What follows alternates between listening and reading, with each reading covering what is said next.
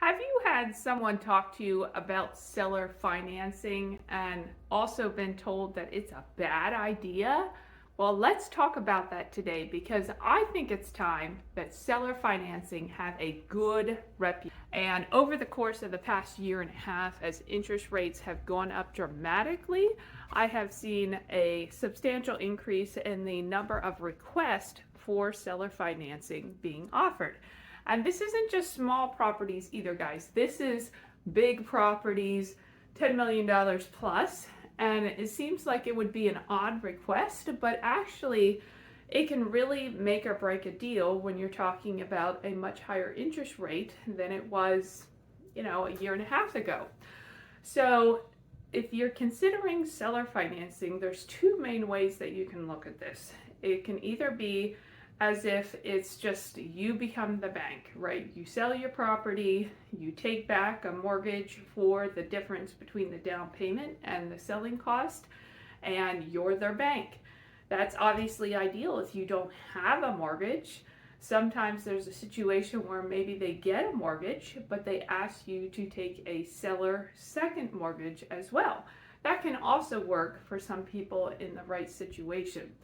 The other way that you can do seller finance is what's referred to as either a sales installment agreement, or in some states it might be called a land trust agreement or something similar.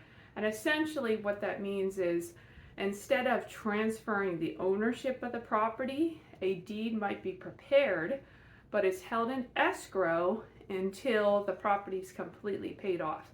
So you would go to closing just like you normally would, all the closing paperwork is done, the title is checked, but instead of you actually transferring the deed's put in escrow and held until the time that the buyer has it paid off.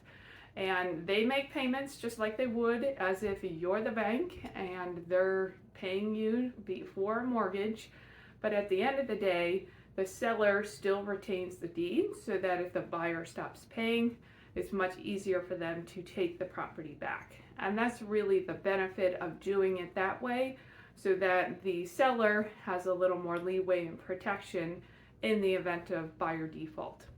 So either method can work if the parties agree. There's definitely caveats as far as the tax treatment and how that's going to work best for the buyer and the seller. So please consult an attorney and your CPA on the best advice for your situation. And certainly if you're interested in discussing either a purchase or a sale under a sales installment agreement, we'd be happy to help you and lend our advice.